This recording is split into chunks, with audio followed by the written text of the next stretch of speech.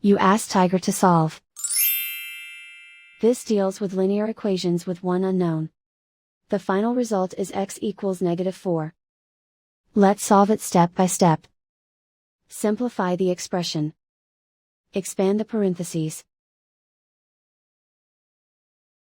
Simplify the arithmetic. Expand the parentheses. Simplify the arithmetic. Group all constants on the right side of the equation.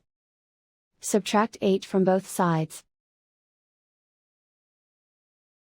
Simplify the arithmetic.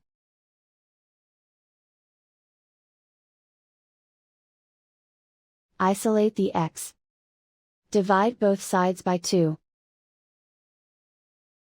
Simplify the fraction. Find the greatest common factor of the numerator and denominator. Factor out and cancel the greatest common factor. And so the final result is x equals -4.